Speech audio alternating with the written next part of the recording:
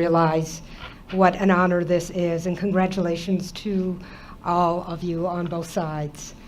I'm so grateful for this honor. I want to thank, of course, the James Addams Association and the committee for selecting Sachiko as the winner for older books.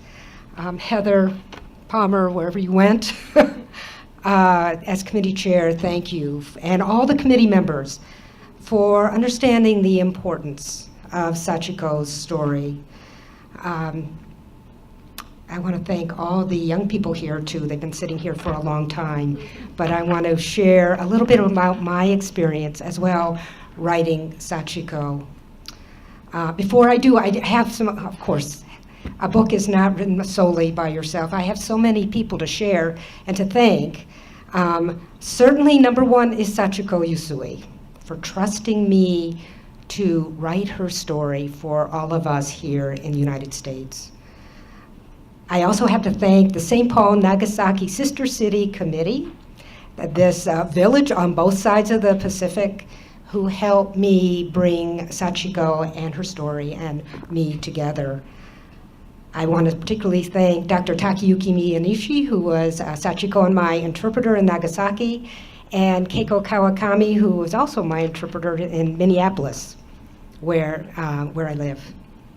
I want to thank my dear editor, Carol Hintz at Carol Rhoda Books, a division of Learner, and Danielle Carnito, who is the designer of the book. And boy, do I know the importance of a designer. She did just a fabulous job.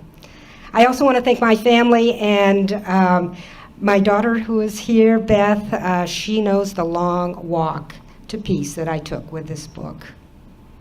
Sachiko is a story born out of the ashes of nuclear war in the last days of World War II. But I always knew Sachiko's story was about peace. The first time I met Sachiko in 2005 at a peace park in my hometown in Minneapolis, I knew Sachiko would be one of my teachers of peace. She had so much to teach me and everyone else in the world. When I listened to Sachiko tell her story, I was stunned by her survival of the Nagasaki atomic bomb by the United States on August 9th, 1945. As Heather said, she was just a little girl. She was just 6 years old, playing house outside with her friends when the second atomic bomb in human history detonated a half a mile from where she was playing. Her survival is truly a miracle. But given this unimaginable traumatic experience, her resilience, her empathy for others, her determination, and her deep desire for peace are just as miraculous. So how does one survive such an apocalyptic experience of war at such a young age and somehow retain your resilience, your empathy, and your hope? I'd like to share one of the scenes from the book that I think answers that question. So this scene takes place after the bombing when Sachiko actually is 9 years old. And she decides she is going to become a teacher of the war orphans in her neighborhood. So every day after school, she meets a group of war orphans to teach them what she had learned at school that day. And she gives each orphan a nail, and to use as a pencil. And the orphans practice writing their names and doing adding and subtraction in the dirt. Here's the poignant part of the scene. One day, Sachiko asked the war orphans, "Where were you when the bomb dropped?" The children stared at her with empty eyes. They had forgotten. All they could remember were the people they had lost, their brothers, their sisters, their mothers and fathers. What would have happened to her if she had lost her mother and father? Sachiko didn't need to ask. She knew the answer. What could she teach these children that mother and father had taught her? What words of her parents would Sachiko never forget?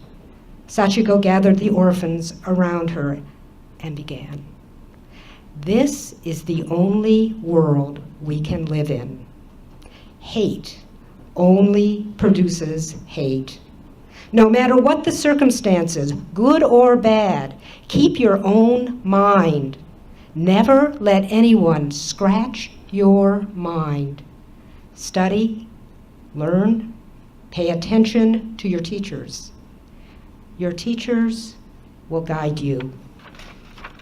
Those words were primarily from her father, a man who never lost his humanity throughout the whole catastrophe of war and those terrible post-war years in Japan.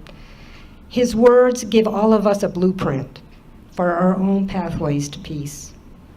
By the time I finished interviewing Sachiko, I realized this.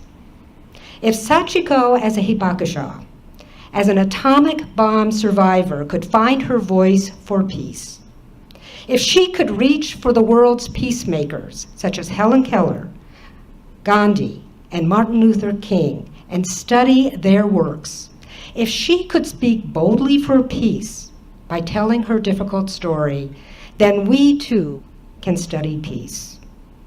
We can find our voices and work for peace at home, in our schools, in our neighborhoods, the country, the world.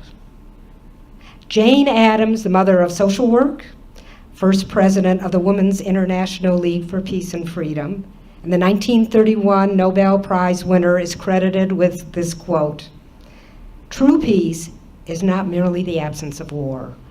It is the presence of justice." And if that is the definition of peace, as many of us have said, then we are far from it. There's no doubt that we are living in a difficult, troubling time.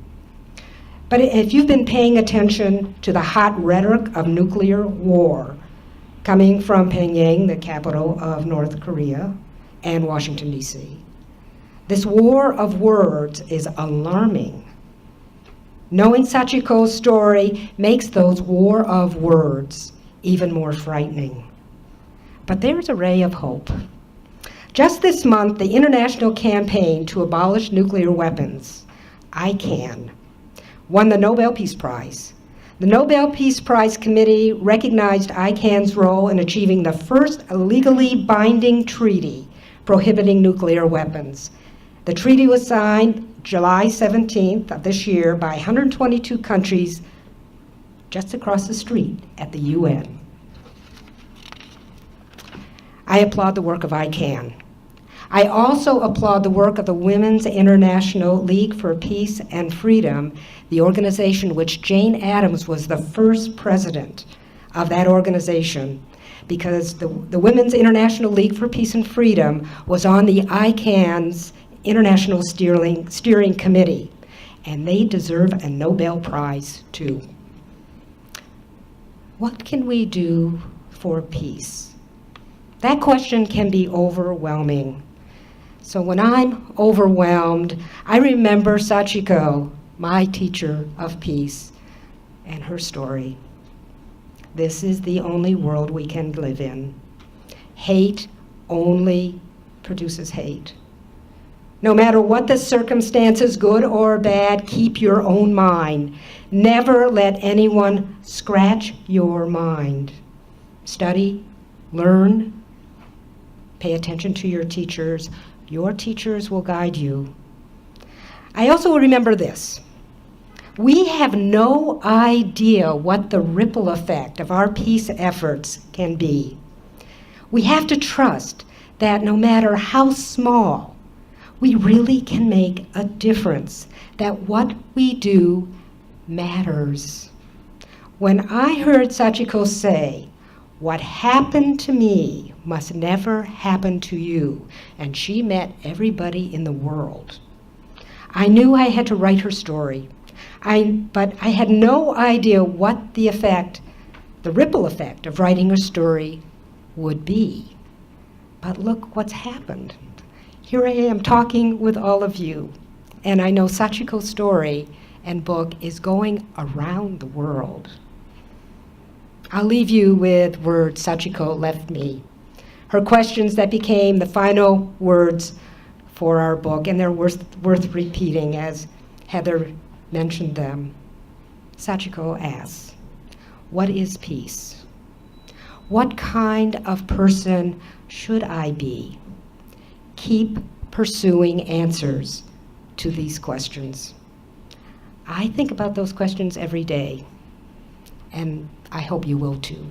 Thank you so much.